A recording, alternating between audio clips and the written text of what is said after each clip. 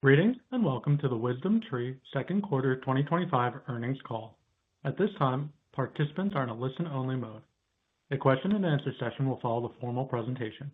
If anyone should require operator assistance, please press star zero on your telephone keypad. As a reminder, this conference is being recorded. It is now my pleasure to introduce Jessica Zaloom, Head of Corporate Communications. Please go ahead. Good afternoon. Before we begin, I would like to reference our legal disclaimer available in today's presentation. This presentation may contain forward-looking statements within the meaning of the Private Securities Litigation Reform Act of 1995, including, but not limited to, statements about our ability to achieve our financial and business plans, goals, and objectives, and drive stockholder value, including with respect to our ability to successfully implement our strategic goals relating to our acquisition of Ceres Partners. A number of factors could cause actual results to differ materially from the results discussed in forward-looking statements, including, but not limited to, the risks set forth in this presentation in the Risk Factors section of WisdomTree's annual report on Form 10-K for the year ended December 31st, 2024, and in subsequent reports filed with our furnished to the Securities and Exchange Commission. WisdomTree assumes no duty and does not undertake to update any forward-looking statements. Now, it is my pleasure to turn the call over to WisdomTree CEO, Jonathan Steinberg. Thank you, Jessica. Thank you, everyone, for joining us today. Before we go through our second quarter results, I wanted to begin by discussing our recently announced acquisition of Ceres Partners. On our earnings call 6 months ago, we said we were looking to deploy capital in a way that is accretive, accelerates growth, and gives us exposure to private markets. We've been disciplined and deliberate in that effort, and today we're delivering on exactly what we said we would do. Last night, we announced that WisdomTree is acquiring Ceres Partners, a leading U.S. farmland investment manager. This transaction adds real strength to our business today and even more potential over the long term. Ceres expands our platform in a way that's accretive, strategic, and highly aligned with where we see the future of asset management heading. While others are paying up for private credit platforms, we focused on opportunities that fit our strengths. This is a business where our institutional expertise and distribution capabilities can make a meaningful impact going forward, where we can help drive the next stage of growth. Looking at the numbers, this is an accretive transaction that accelerates both revenue growth and our margins. By 2030, we expect to raise at least $750 million into farmland-focused strategies, which would more than double Ceres' current base and performance fee revenues. WisdomTree has long been levered to ETFs and models and is a pioneer in tokenization with our efforts over the past 5 years. This acquisition adds another secular tailwind to our platform, private markets, and specifically U.S. farmland, which we believe is one of the most stable and underpenetrated asset classes in all of asset management.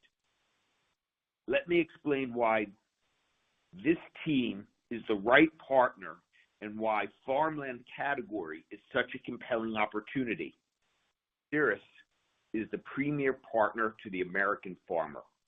They are among the top 5 U.S. farmland managers with nearly $2 billion of farmland and has delivered 10.3% net returns for investors since inception. They bring deep operational expertise and a differentiated footprint in the upper Midwest, where water is abundant and agricultural fundamentals are strong. Importantly, they operate in a $3.5 trillion market that is highly fragmented and largely under-institutionalized. There is minimal competition from major asset managers, and we see a real opportunity to scale. We believe WisdomTree's institutional capabilities across distribution, product structuring, and technology can help bring farmland investing to a much broader base of clients, and we see a credible path to managing $10 billion in farmland assets 10 years from now. Let's dig into the characteristics of farmland as an asset class. If you turn to slide 5, you'll see a 20-year risk-return comparison across asset classes. Farmland delivers equity-like total returns, approximately 10% per year, with significantly less volatility. These returns are driven by both appreciation and a strong income component, with unlevered rental yields between 4 and 5%. What's more, farmland has powerful diversification characteristics. As the lower left chart shows, returns are negatively correlated with equities and other traditional asset classes, while being positively correlated with inflation. That makes farmland not just a performance play, but also a tool for risk mitigation and inflation protection. Now let's turn to slide 6 and see how this plays out in real-world scenarios. This slide shows farmland's performance during 3 major extended equity drawdowns: the 2000 technology bust, the 2008 financial crisis, and the 2022 rate hiking cycle. While equities declined between 18 to 46% during those drawdowns, farmland returned positively between 17 and nearly 30%. That's a dramatic difference, and it makes a strong case for adding this uncorrelated asset to more portfolios. We believe many of our existing clients will be interested in this exposure, and we're evaluating various ways to bring it to them, potentially even including farmland as an allocation in our model portfolios. Now, if we flip to slide 7, I want to spend a moment on Cirrus's performance and what sets them apart. Even before you factor in any optionality from solar, AI data centers, or water, Cirrus consistently outperforms the broader farmland benchmark. Their strategy is focused and disciplined, targeting high-quality row crops and specialty farmland, primarily in the upper Midwest, where water availability supports durable yields. This thoughtful, data-driven approach has resulted in net returns of 10.3% since inception and above the National Cropland Index during all time periods.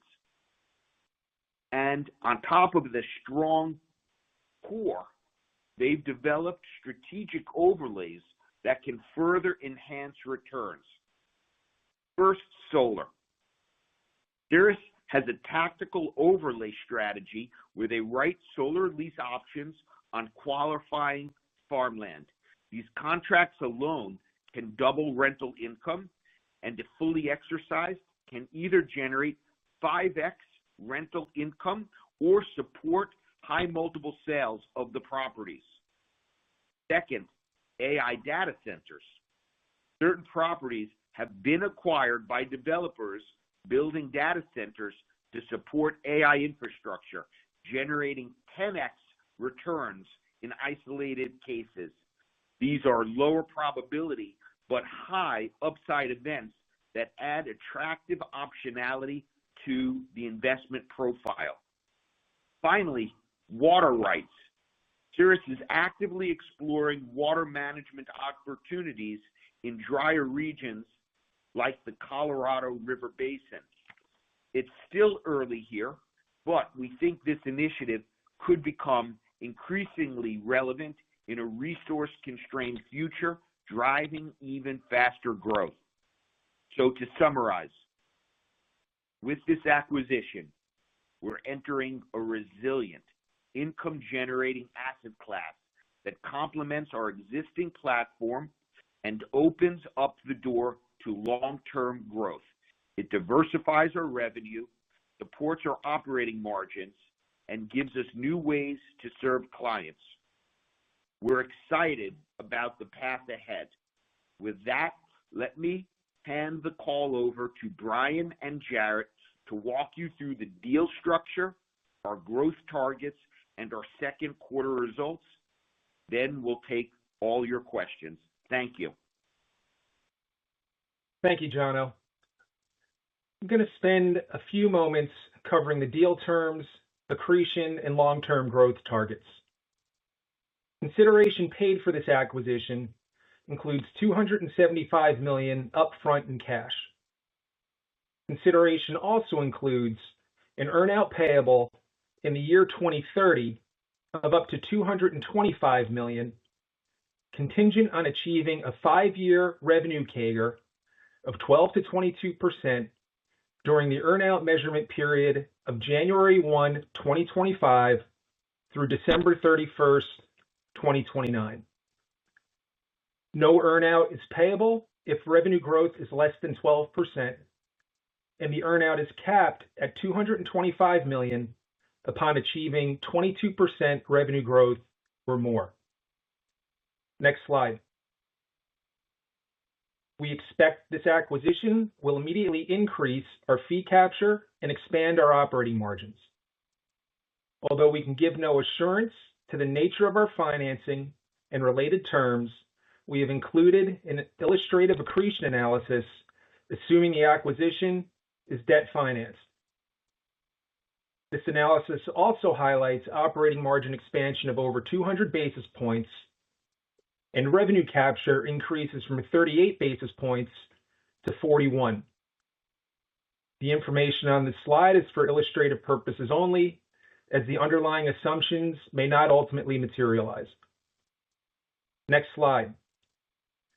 As we look forward, we are targeting $750 million of organic AUM into farmland-based strategies over the next 5 years, which would double our base fee revenues in 2030 from current levels.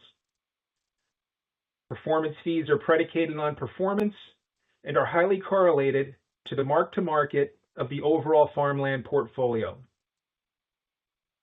Long-term farmland returns have demonstrated appreciation of approximately 6%, implying at least 1.5 to 2 times growth in performance fees over the next 5 years. We anticipate this acquisition closing in the fourth quarter.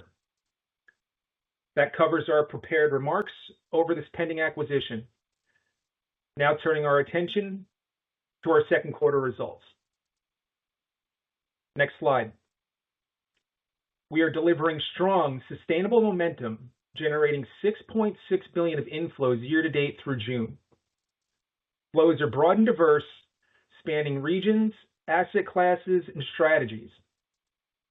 We've generated approximately $3 billion into our U.S.-listed products, $3.3 billion into our European products, and more than $300 million in digital assets.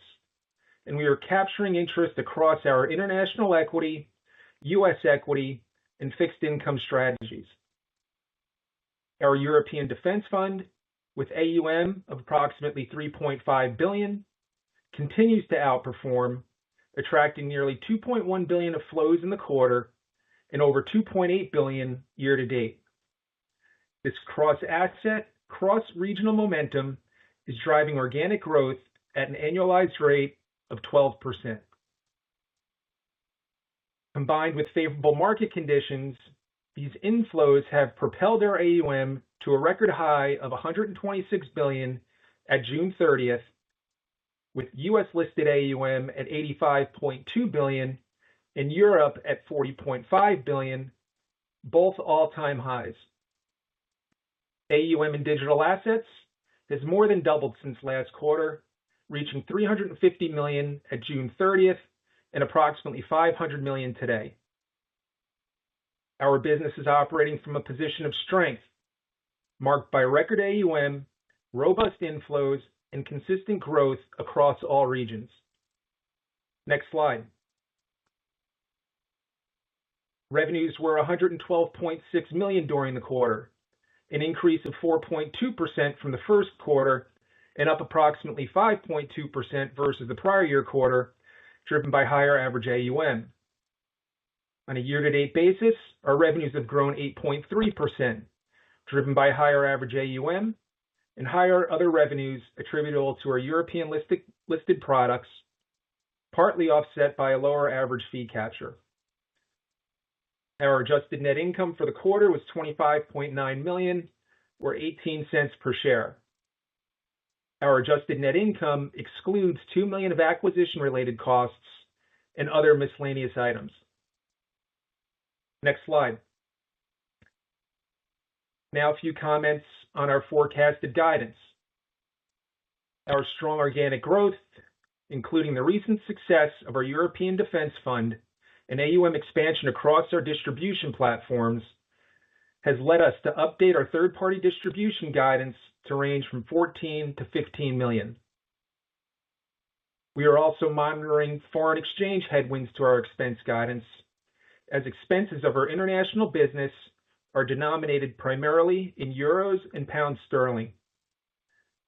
If today's exchange rates were to hold during the remainder of the year, it would have an adverse impact to our discretionary expense guidance by approximately $3 million. This item is offset by incremental revenues earned on foreign-denominated advisory fees and other revenues, such that the overall impact of foreign exchange to our overall net operating results is immaterial. Our weighted average diluted shares were 146.6 million during the second quarter. There were no incremental shares associated with our convertible notes, as our average stock price during the period was less than the conversion price of our notes. An illustration is included within the appendix to our earnings presentation to disclose the impact of incremental shares related to our convertible notes at today's stock price. With respect to the pending Cirrus acquisition, our overall expense guidance for the year remains largely unchanged. The illustrative accretion analysis included in our materials offers a framework for updating your models to reflect the potential impact of the transaction. Looking ahead, we remain focused on accretive capital deployment opportunities, including share repurchases and other strategic initiatives. That's all I have. I will now turn the call over to Jarrett. All right. Thank you, Brian, and hi, everyone. At the start of the year, we laid out a vibrant vision, one that was ambitious but grounded in discipline and focused on delivering differentiated value across our business. Now, midway through 2025, and we can confidently say we're not just tracking to that vision, we're outperforming it. This quarter, we hit on every cylinder of our growth engine. We posted record AUM across the U.S., Europe, and digital assets, fueled by more than $6.5 billion in net inflows in just the first half of the year. And these flows weren't concentrated. They were broad and diverse, with the U.S., Europe, and digital all contributing. And we're now fully focused on carrying that momentum forward into the second half. And a big driver of that momentum is Europe, where we're leaning into opportunity with conviction. Our WisdomTree Europe Defense Fund, which was launched in March, has already brought in more than $3.5 billion in assets, and it's one of the strongest launches in our history, and one we expect will continue to scale. And we're not stopping there. We've expanded the European defense theme to the U.S. market, and we are adding additional strategies to help investors capture global political risk themes. And that's what execution looks like: early identification, smart design, and strong distribution. In Q2, we also announced a strategic investment in Chorus, And this partnership gives us greater exposure to direct indexing, which is one of the fastest growing segments in asset and wealth management. And we believe this move will accelerate our growth in other revenue and deepen our edge in the model portfolio space. And speaking of models, we've already exceeded our 2025 full year AUA target with more than $5.2 billion in AUA. We're also on track to hit our advisor growth target as well, now with more than 2,800 advisors using our models. Looking ahead, we'll use our Chorus relationship to make it even easier for advisors and broker-dealers to adopt our models with no additional tech, trading, or rebalancing costs, and that's solving a pain point and unlocking sustainable, scalable growth. Let's now turn to digital assets, where we're seeing meaningful traction. AUM grew to $350 million at quarter end and now stands over $500 million today, driven primarily by institutional flows through our Connect platform, and we're now working with 10 unique clients, and our pipeline continues to grow.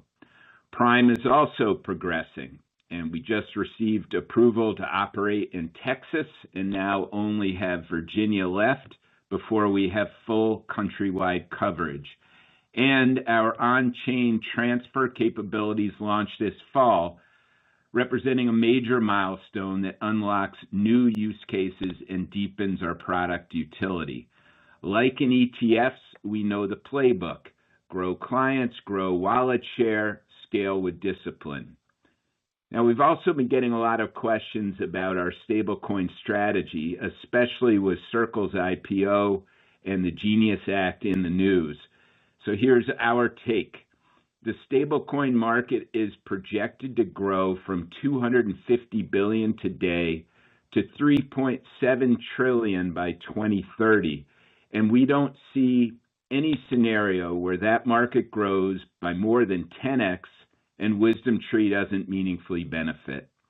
Our stablecoin strategy is built on two products, USDW and WTGXX. USDW is a purpose-built stablecoin issued by our New York chartered trust company.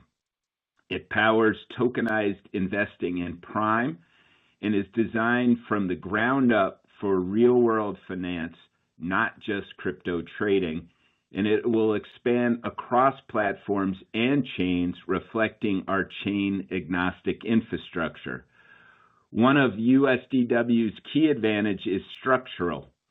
Because our customers receive distributions in USDW, AUM doesn't decline with every dividend or interest payment, giving us a persistent asset base and a powerful structural edge over traditional ETFs.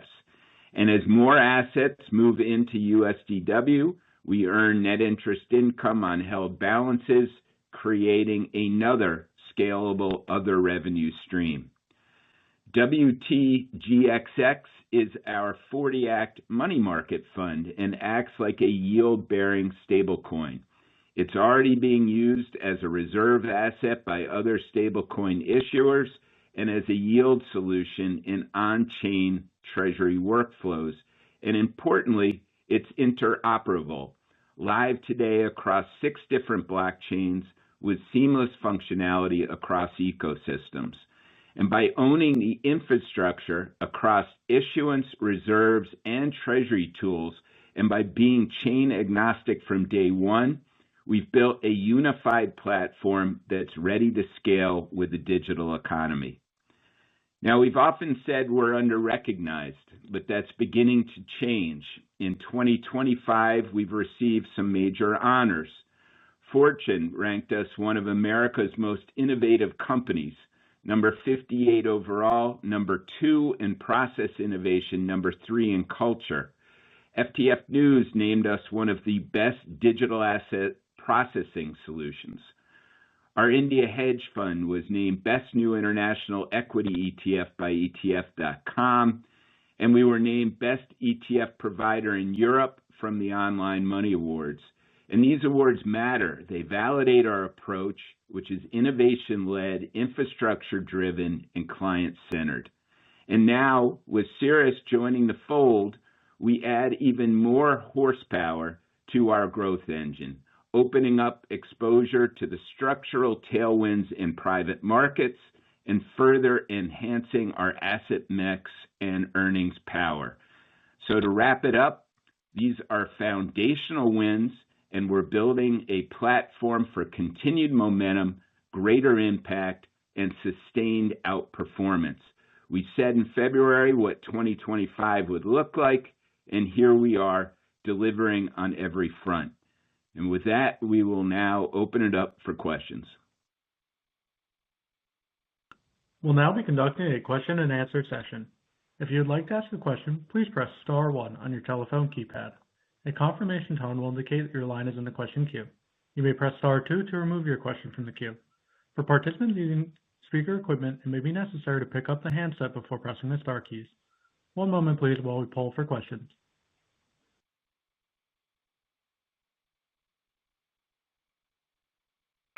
Thank you. Our first question is from Chris Kotowski with Oppenheimer & Company. A question about Ceres. First of all, I'm wondering about where they raise funds from and the fund structure. Are they institutional drawdown funds or retail evergreen vehicles? And can you talk a little bit about the fundraising plans for the future? Certainly. Thank you for your question. So first of all, let me just say that, with this acquisition, we're taking all of the employees of Cirrus, 24 people. It's a tremendously easy integration. And what we're really doing is we're integrating their investment engine, their prowess in investing, and tying it to our distribution. But in terms of their clients, Jeremy Schwartz, would you answer? I think it would be best coming from you. Sure, happy to. And I think you mentioned the evergreen or the traditional drawdown fund. It's a combination. It's an evergreen fund, so it's not a drawdown fund. It's meant to be. When Perry V set it up, it was meant to be the real partner for the farmers. And if you were having to sell the farms every time you were having to distribute your traditional private equity fund, you wouldn't be a great partner. So they were forward-looking in setting up this evergreen structure. And so, their client base is really a cross-section of really our client base in a way. So institutions, RIAs, advisors. And so, I think the synergy is that we've got a strong distribution team that will help them raise capital. And this is a nice diversifying asset class for our traditional client base as well. Okay. And then as a follow-up, I'm looking at slide 10, the accretion example. And, looking at the Ceres P&L, it looks like a significant amount of their revenues come from performance fees. And so I wonder if you could talk a bit about how durable, consistent, and predictable those are. Hey, Ryan, John, I'll take this. Yep, I'll take this one. Thanks. Hey, Chris, thanks for the question. The performance fees, they'll largely be driven by the underlying mark on the farmland portfolio, but let's walk through the economics of the fund itself because the performance fees are computed on the fund's bottom line. If you think about the fund, it owns roughly 540 properties. Those properties are leased to farmers, and those leases are generating a steady stream of rental income, 4% yields on average. That's rental income that's recognized by the fund, and it's fairly steady. And then the fund will also benefit from marking to market the overall farmland portfolio. So there's roughly $1.8 billion of AUM today. That's largely the valuation of the 540 properties. So you make your own estimates about market appreciation, but over the long term, farmland's appreciated at roughly 6% on average, and it's had only 9 down years since World War II. So say a 6% mark on $1.8 billion, that's the unrealized gain that's recognized by the fund, and it's a meaningful number. You have the rental income, and you have the unrealized recognized by the fund. You then deduct the fund-related expenses and the management fee, And that's what gets you to the net profits of the fund, which serves as the basis for the performance fee. The performance fees, they're not episodic. You don't need to recognize, or it doesn't require asset realizations. The performance fees are earned on the net profits of the fund, and it's largely driven by the mark. The rental income earned by the fund, it generates sufficient cash to pay the performance fees. And what we just walked through, it didn't touch upon the embedded optionality in the portfolio regarding solar and AI data centers, as mentioned in Jono's prepared remarks. About a third of the farmland is under solar lease option. If those options are exercised, the farm that was generating 4% yields on average is converted to solar, and those solar farms will boost the rental income 3 to 5 times versus what the farm had been generating. And that's incremental upside. The data centers also serve as a real opportunity.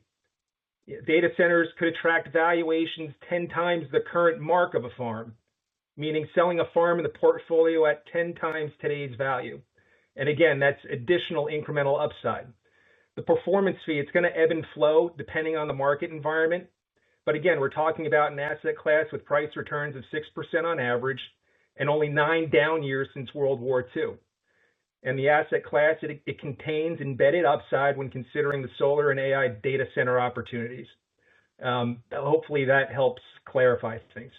Yeah, and just the evergreen fund structure, is it like kind of what we see from some of the other alternative asset managers where, you're investing in illiquid assets, and so therefore they're, typical is like that it's 2% a month or 5% a quarter kind of limits on withdrawals? Is it similar structure to that? Hey, Jeremy Schwartz, can you, it's confirmed for me, it's an annual withdrawal, right? Yes, that's my understanding as well. Right. Okay. Right.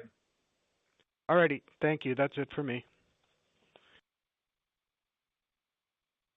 Our next question is from George Sutton with Craig-Hallum. Thank you. I was particularly compelled with the theme that very few of the large asset managers are in this farmland space.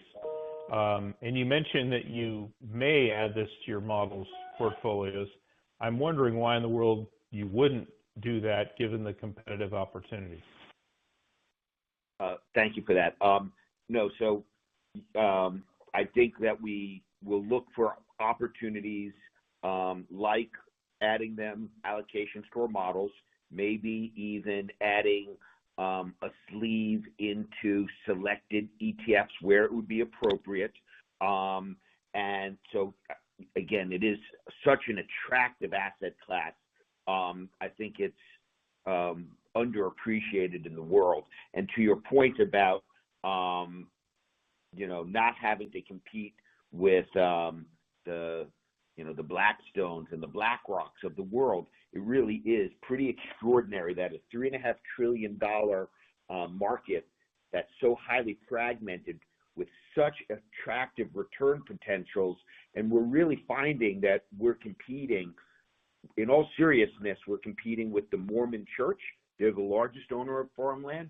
Bill Gates is, and some of his entities, I think, make up the second largest investor, and we are the 5th largest investor.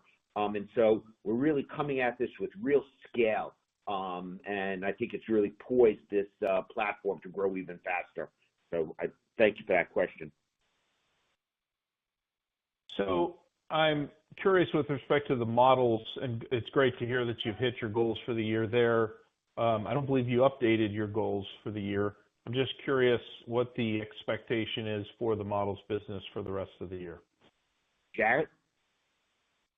Yeah, our goal has just been a lot of blocking and tackling there, and it's what we've talked about is to get, new users using the models and then get existing users to use either more models or use the models more.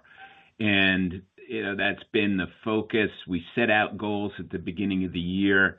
We're on track in terms of number of users, but actually that compounding effect of getting new people on and existing people to do more has been even better than we thought, and that's where it's driven that above target result. For the rest of the year, it's just to continue the progress, just keep pounding away, continued execution, and we'll think about it. Generally speaking, that was a departure for us by giving that kind of target. Historically, we give expense guidance, but we don't give anything around revenue guidance. We leave that to you.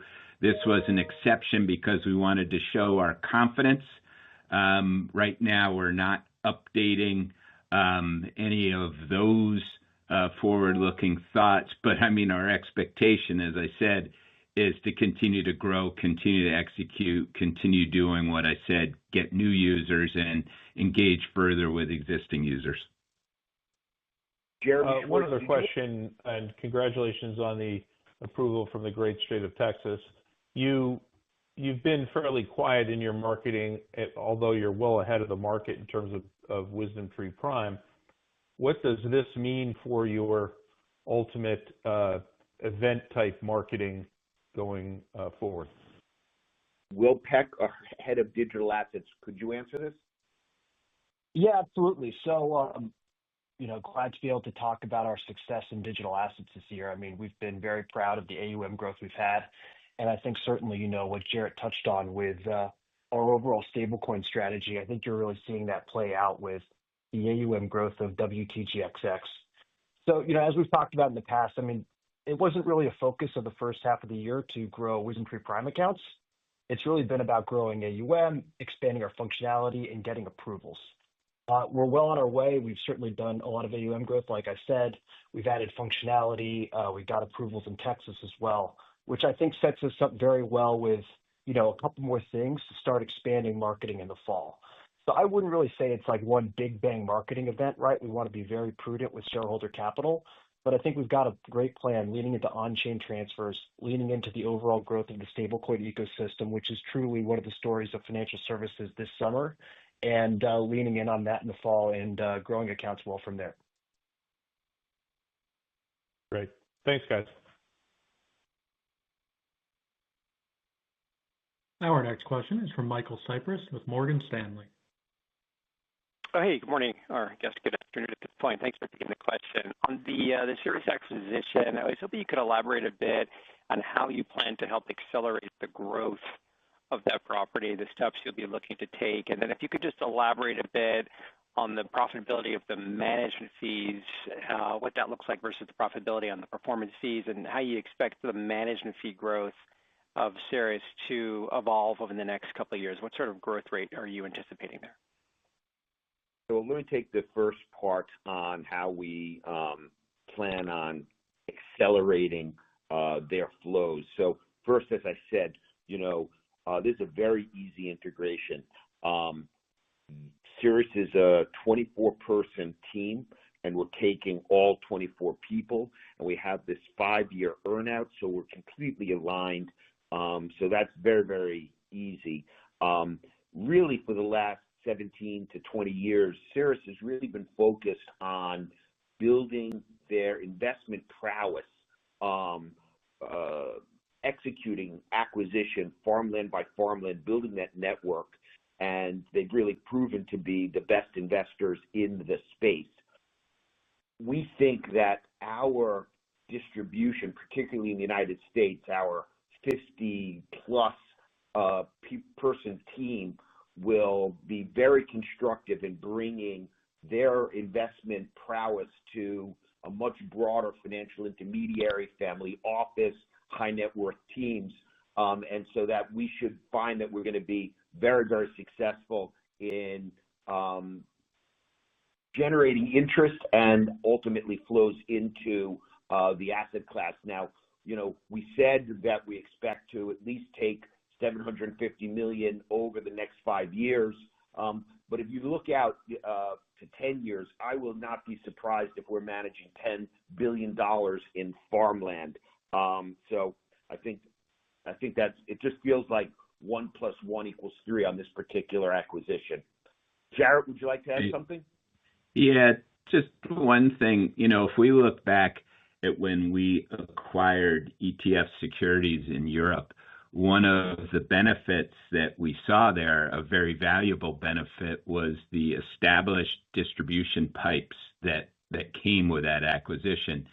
In a similar way here, when we combine ourselves with Cirrus, we're the ones with the established distribution pipes that are leverageable. And that'll be a big part of the growth too. This is as we've been describing, this is a unique, differentiated, but very attractive asset class. And we believe that our current distribution or our current clients will have a great interest. So we do believe we can help scale them, very quickly.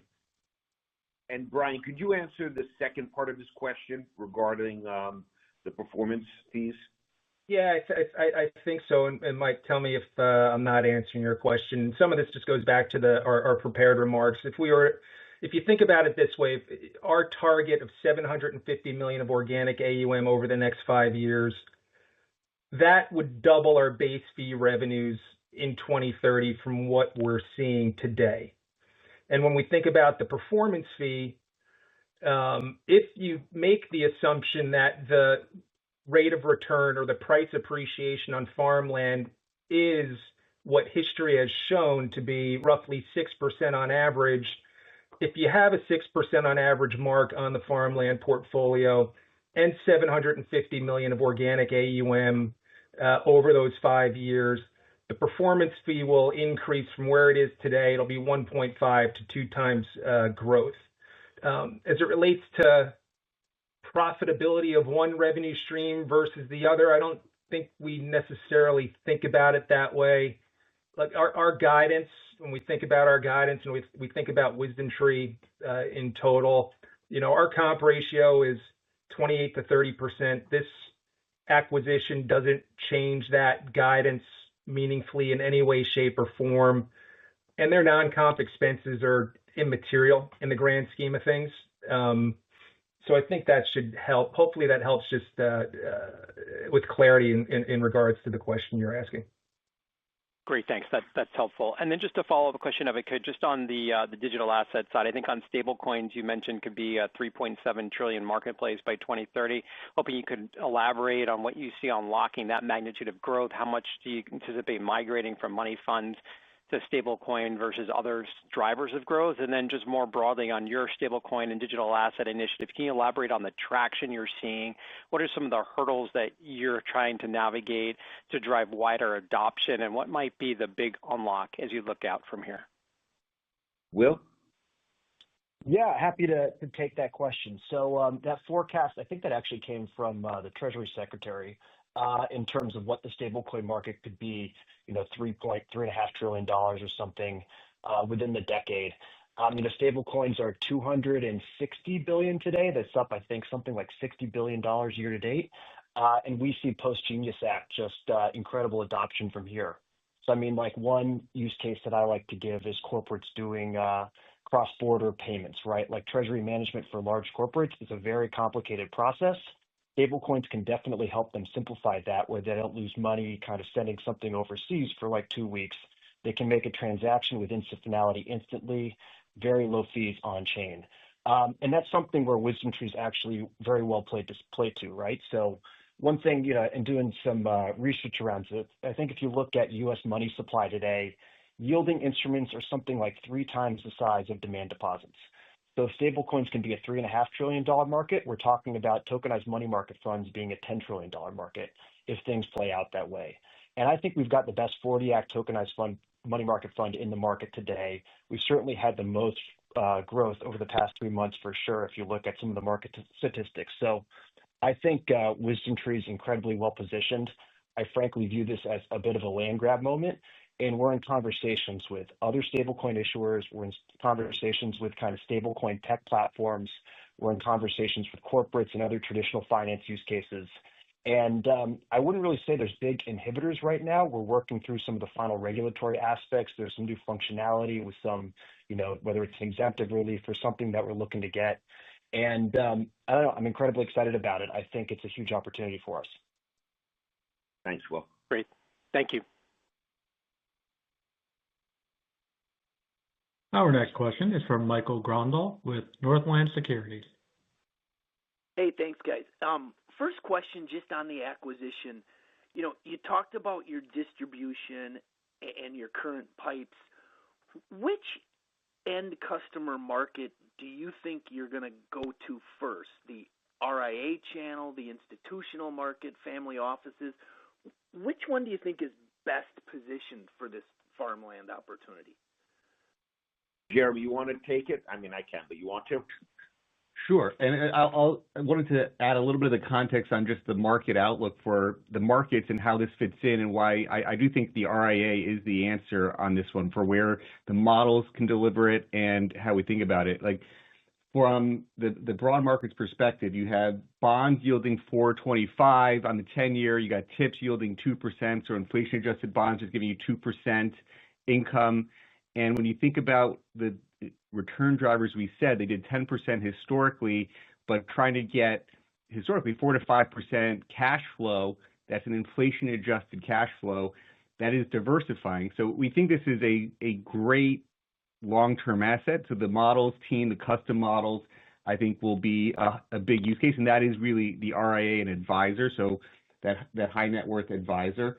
And so that, as we talked about, Jarrett talked about hitting the goals and the $5 billion plus in our AUA and the models platform, this is a first set of calls that we could be making to people who might find this asset class diversifying to their portfolios. And then beyond that, we'll continue to find other opportunities. Got it. That's helpful, and that makes a lot of sense. Secondly, maybe just for Jono and Jared, if you look at and think about your digital asset strategy, kind of what you guys summarize on slide 21 and slide 22, what are two things you're most excited about for the back half of 25 that drives that success for you guys in digital assets and execution?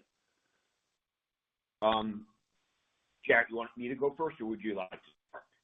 I can tell you quickly what I find exciting.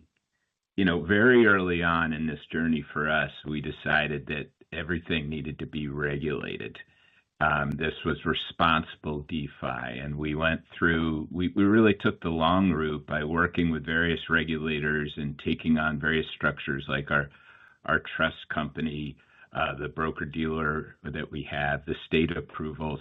There was a lot of work that we felt was important. And, the result of that is that, as Will mentioned, we think our money market fund is the best structured one in the market. And so what excites me, one of the things is that, we're beginning to see that stance pay out. The fact that we took the long route, that we did the extra work, that we worked with regulators, has left us with the best structured product at a time when we're starting to see traction.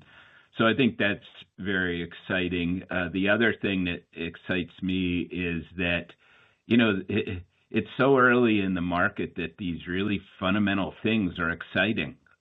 Yield is exciting, and we've got some other yield ideas in the tokenized form that I think are just going to continue to leverage the success that we're starting to see.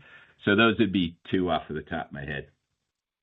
Let me just add, so, when we started this journey in broadly digital assets, maybe 6 or 7 years ago now, which includes crypto ETPs, but it also included sort of the tokenization infrastructure, the platform, which allows us to, we're vertically integrated in all of digital assets, including having our own TA. What's very exciting is, because back 6 or 7 years ago, you couldn't be quite as confident as you are today that the market was going to really develop the way it's developing. But with this administration, with others in the space talking about tokenization of real world assets, I just feel that we did not overestimate the potential of this market, and that starting so early has given us a real advantage over many of the TradFi, the traditional financial service firms, who are, in my opinion, years behind us in really building this out. People have tokenized, unregulated offshore vehicles. They just haven't made all of the investments that we have made that has put us in the position as the market does develop. And for us, that market starts with the on-chain community, which is now like a $4 trillion market. And we're very, very early, and it feels to me that it's breaking exactly how we were hoping, and that the next 3 or 4 years with this administration should really allow us to scale in the way we were hoping. Got it. Hey, thanks, guys. Thank you. Our next question is from Keith Husum with North Coast Research. Good afternoon, guys. So many questions with the acquisition, but I guess in terms of the current market environment, is there any regulatory or other changes that you need necessary in order to distribute, the assets from Ceres in order to customers in order to help grow it? No, there is not. Okay. And then secondly, this being a private asset, 540 or so farms, how is the mark-to-market done on a regular basis? And is that a cost that's going to change under, your ownership? The process won't change. They mark their farms every year. So they'll break it down. They'll do a quarter of the portfolio in the first quarter, a quarter of the portfolio in the second quarter, so on and so forth throughout the year. Their prospectus lays out their procedure with respect to their appraisers that they use and the cadence with respect to the appraisers they can use. They can't use an appraiser for more than 3 years in a row, and they have to change to another appraiser. But every property is appraised annually. Gotcha. And I guess last question, are you guys also taking the private equity part of the company as well, and any thoughts on that going forward? Repeat that question, I'm sorry?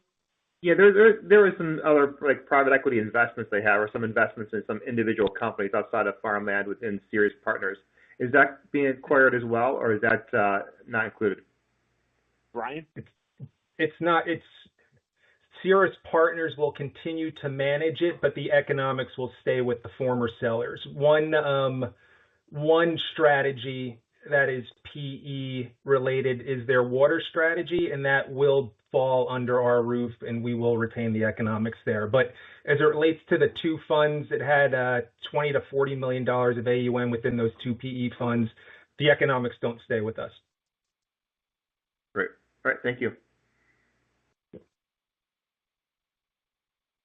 Thank you. There are no further questions at this time. I'd like to hand the floor back over to management for any closing comments. Thank you. So just a closing thought here. When I was launching WisdomTree, my pitch to the fantastic Michael Steinhardt, to the incredible Jeremy Siegel, and to the legendary Jim Robinson was, I thought I knew how to thrive in a Vanguard world, recognizing the importance of after-fee, after-tax performance, recognizing the fee compression that the industry was facing and would continue to face in the coming decades.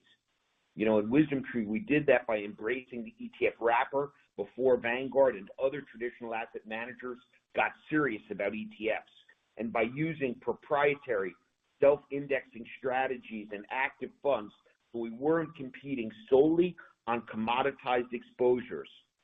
Today, another way to thrive in a Vanguard world is to invest where there is no beta. And in farmland, there is no beta. Plus, we are buying the Michael Steinhardt of farmland investing. Flatly, Ceres is the best investor in this asset class. So we are embracing this acquisition. We could not be more proud to be entering this space. We will be in this space for as long as we're in asset management, and we look forward in the coming quarters to give you updates on our progress. So thank you for joining us on this call.